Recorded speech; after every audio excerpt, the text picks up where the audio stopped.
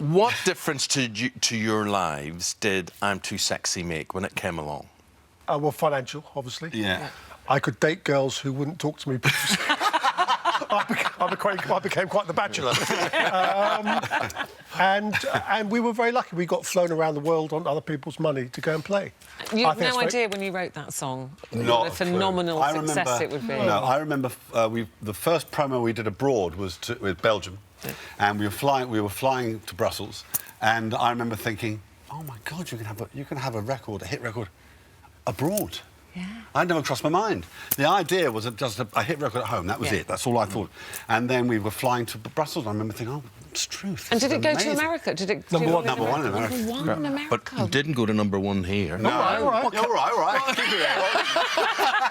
Thanks for rubbing it in. It got to number two. Harsh. Who kept you off the top? Brian Adams. Yeah, with Everything I Do. Oh, yes. Yeah. That was there for 742 weeks or something. It was, yes. I remember they did a survey at the time, and they couldn't find anybody who actually bought it. They asked people to write in. It was a guilty pleasure thing. It was a guilty pleasure. Let me ask you this. Right, you are instantly recognisable visually, instantly recognisable by your name and by your music, right? So your institutions, I reckon, you're always in work. Big names, but yet you're not backed by a big name label. So you bring Exactly out. Yeah. That's what? That's your own work. It's your own promotion. Our own your own money. money, your investment. Be careful. Why are you not? Pay me for that? Why are you not with a big label? Well, I don't want to. That's a whole other story. It's a morning show. So it would be nice, but we don't seem to be compatible with major labels. No. I think some artists really fit that paradigm and everything, but we just don't. We've had meetings with them, and they're about as interested in us as we are in them. Really? Yeah. And yet you will always work. Yeah. You're always in demand. Yes. Do you care? No. I think financially it would be nice to have the backup that major safety labels. net. Yeah. We do speak to our accountant a lot at the moment. Fortunately, sometimes he phones us up. Yeah, we're very fortunate to have a good accountant, so that's okay. But we do. Yeah, we talk about the funding of it and making it because for us this has to be. We have to balance the money we spend monthly to make it work because.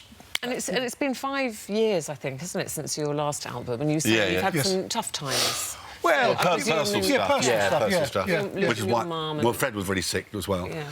So we're not very good at separating personal and business. If personal's going wrong, business tends to go a bit. Yeah. And I presume it must be hard to write kind of happy, fun songs when you're not. No, exactly. We don't work. We don't write and we don't work at all if stuff at home is rough. Some artists can do that. They can just. They can separate the two. Fred, as an artist, we were talking to Dr. Chris earlier today. 6 million people in this country suffer from tinnitus or some form of it. And you were saying to me, we were talking during the break, and you saying you get that. With my sinusitis, yes. So is it full-time there with your comes and goes? No, it comes and goes with the sinusitis. I get really bad ear infections and I get this permanent... Yeah. Which would be a bit like being signed to a major record label. that permanent, annoying sound. So tell us about the new album. This is called Exactly. So why is it called Exactly? Well, it's called Exactly because that's what we say all the time. Do you? So if somebody says, you're looking well this morning, exactly. Oh, you're looking tired this morning, exactly. Yeah, well, it's our default. It's our default word. And that's what we use. And we started this album about 2 years ago. Well, we were talking about the music and the big hit records as well. Now, if you are of a certain age, you may remember Right Said Fred's music in a different way. And I'm thinking of a television ad here, and I'm thinking of Sweeties, OK? Well, it's your music. It is our music. I've got a feeling... Did you do that? No, I've got a feeling... You didn't pay me off for that. I've got a feeling that I refused to do it because I was having one of my arty moments. Were you? Did you have a few And I've got a feeling I refused to do it, and they've got a sounder-likey guy in. If that's not you... If it's not me, it's brilliant. You had an arty... He should be in the band. He should be a star. You had a couple of arty, because we're saying you're always such great fun and we always look forward to seeing you, but you did have a little kind of diva period, didn't you? Yes, I did. When they offered you... Was it a magazine gave you Rear of the Year? I won Rear of the Year. If I win that again, I'm fed up winning that. And I got this huge sort of silver platter. We were in the recording studio, and it arrived, and it had Rear of the Year, and I was obviously on a bit of an artist's trip, and I sent it back. Did you? We were offended. Whereas, what made me slightly irritable was it wasn't front of the year. Yes. Do you know what I mean? Yes. What about my face? What about my face? 'Cause I'm quite pretty. Would you be happy to accept that now? if it was Now. all-round great guy of the year? I probably would have the rear of the year. I don't know.